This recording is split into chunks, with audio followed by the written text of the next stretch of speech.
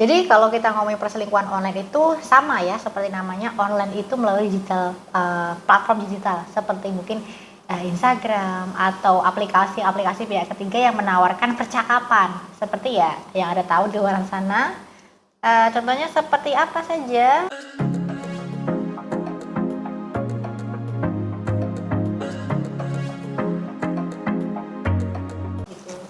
Jadi kalau kita ngomongin perselingkuhan online itu sama ya seperti namanya, online itu melalui digital, platform digital seperti mungkin, Instagram atau aplikasi-aplikasi pihak ketiga yang menawarkan percakapan seperti ya yang Anda tahu di luaran sana, contohnya seperti apa saja?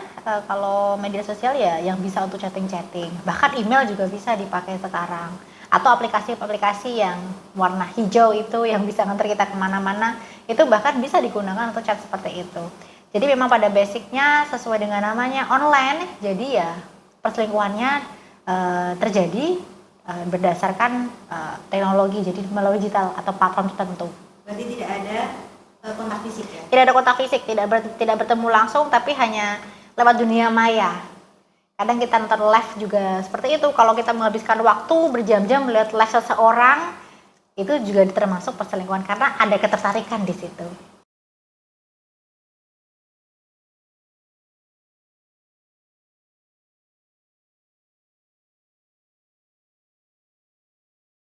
Jadi ya misalkan kayak mengirim pesan romantis via DM, mungkin meskipun tidak tidak direspon, tapi terus-menerus genit gitu ya biasanya, itu termasuk. Atau mengirimkan foto itu juga bisa. Seperti kita nonton live seseorang sampai kirim hadiah, itu bisa seperti itu. Contoh seperti itu. Yang penting ya dilakukan melalui media online.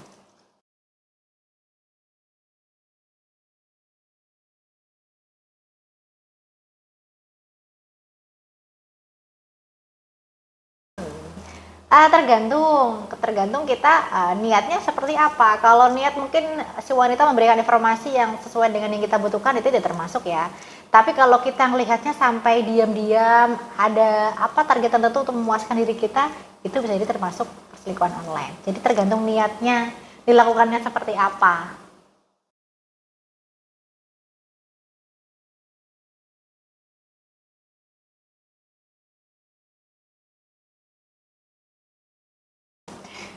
Sebetulnya bisa jadi tergantung kontennya ya.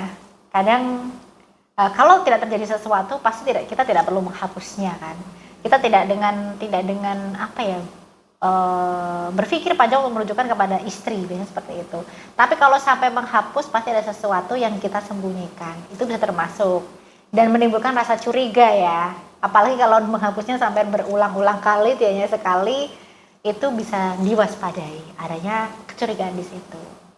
Kan beri nama kontak palsu ya? Betul, itu kan berarti tidak mau jujur ya, diam-diam seperti itu pasti ada niat terselubung. Jadi ibu-ibu harus waspada ya jika suaminya seperti itu.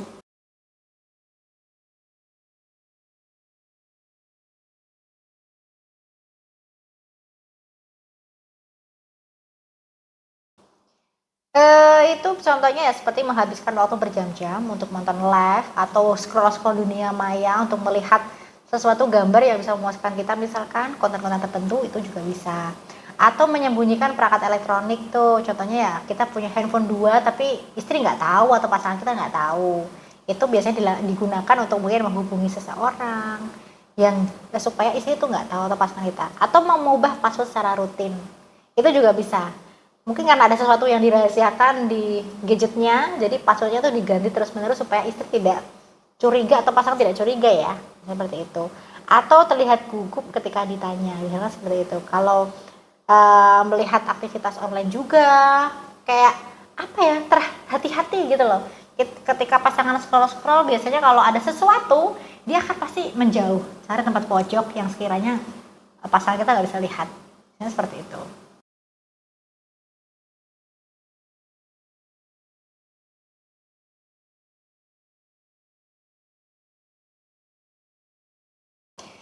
Cirinya lebih menjadi tertutup tentang aktivitas online-nya. Ya, kita tidak pernah cerita tentang, kalau ditanya tuh pasti ada aja lah yang penting gitu, atau nyelimur kayak kalau bahasa Jawanya ya. Kemudian kalau scroll di pojokan supaya menghindari pasangan kita tahu. Bisa juga menghabiskan lebih banyak waktu melalui aplikasi chattingan misalkan. Jadi komunikasi dengan pasangan terbatas, lebih banyak di online-nya. Bisa juga ketika kita ngomongin soal hubungan dan sebagainya, masalah rumah tangga, itu menghindari. Kemudian bisa juga menghapus riwayat, browsing kita cari apa sih di internet, tuh dihapus supaya pasangan kita nggak tahu. Itu cheatnya seperti itu. Jadi ya menghilangkan jejak lah lebih tepatnya untuk pasangan kita tahu apa yang kita lakukan. Termasuk menghapus pesan gitu ya. Betul.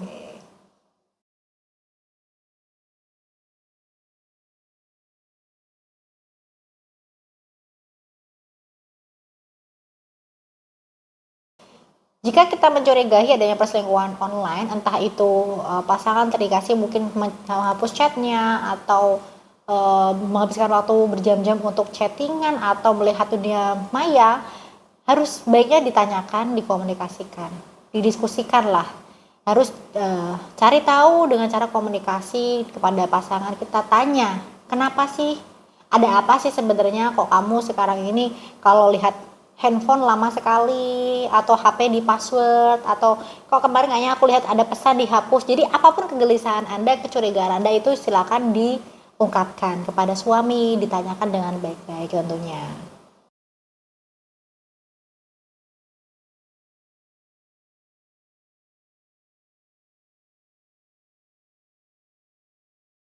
Oke. Nah, itu biasanya bisa menjadi indikasi ya.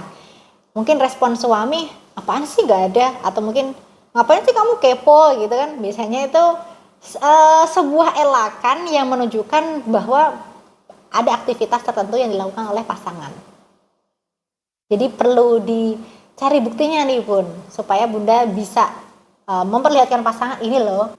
Jadi kalau Bunda itu masih bingung harus gimana kalau suami mengelak, Bunda bisa langsung konsultasi saja dengan saya.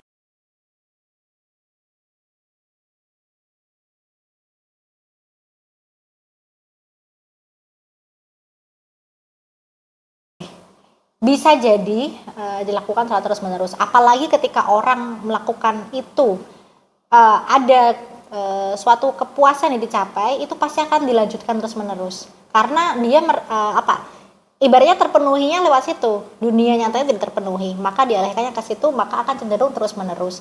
Tapi bisa juga ketika suami atau pasangan menyadari hal tersebut salah, itu bisa jadi berhenti atau tidak mengulanginya lagi. Jadi tergantung masing-masing orang juga sih.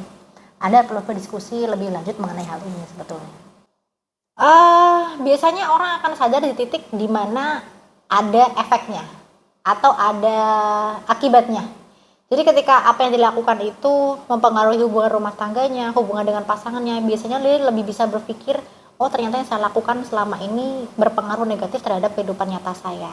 Bisa jadi orang yang seperti itu akan berhenti kalau pikiran sadarnya itu mengerti akan hal tersebut. Tapi kalau sudah terjerumus, mungkin rumah tangganya juga, dunia nyatanya juga tidak baik-baik saja, itu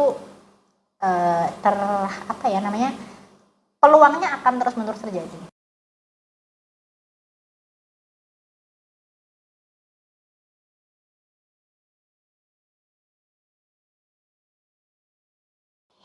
Untuk cara yang sendiri tentu Anda harus tetap tenang terlebih dahulu ya, jangan terbawa emosi.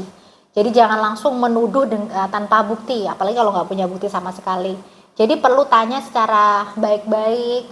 Contohnya mungkin kemarin aku lihat ada chat ini ya, kok sekarang nggak ada, itu chat apa? Atau kamu ngapain ya, cari-cari apa sih di sosmed sampai aku kayaknya aku kurang diperhatiin. Jadi ada omongan-omongan yang seperti itu yang lembut tapi juga mungkin ya ada sisi manjanya. Jadi supaya suami nggak merasa tidak tertuduh atau tidak disalahkan begitu. Jadi memang harus tetap tenang dan jangan langsung menuduh tanpa bukti. Kemudian juga bicarakan kepada perasaan Anda kepada pasangan Anda. Jadi mungkin Anda bisa menyatakan, kalau kamu seperti itu sibuk dengan HP terus, aku jadi merasa tidak diperhatikan, merasa diabaikan, jadi aku merasa nggak nyaman gitu. Jadi Anda harus mengutarakan semua perasaan Anda kepada suami akibat apa yang dilakukannya. Jadi supaya memang pasangan kita tahu dampaknya kepada kita itu seperti apa, negatifnya seperti apa. Kemudian juga kalau memang sangat mempengaruhi kegelisahan perasaan kita, ya Bunda perlu mencari bantuan profesional sih. Itu tidak ada salahnya. Bukan berarti ketika Anda datang ke profesional, Anda merasa beban sekali dan sebagainya. Tapi justru dengan bantuan profesional, itu bisa membantu Anda untuk menghadapi masalah dengan lebih baik. Gak ada salahnya. Terkadang kita juga butuh pihak ketiga untuk membantu diri kita menyelesaikan masalah. Kemudian yang paling penting adalah jaga kesehatan Anda dan juga emosional Anda. Karena ketika kita ngomongin perselingkuhan kan pasti sesuatu yang sangat menyakiti hati ya. Itu bisa sangat mengobrak-abrik perasaan seseorang. Jadi harus menjaga kesehatan mental dan emosional. Supaya Anda bisa menghadapi masalah secara lebih tenang lagi. Dan lebih bisa menyelesaikan dengan baik. Gitu. Tapi jika Bunda masih bingung harus bagaimana, langkahnya seperti apa, gimana cari buktinya, Bunda bisa langsung hubungi saya. Nanti saya akan bimbing Bunda untuk menemukan solusi terbaiknya untuk permasalahan Bunda.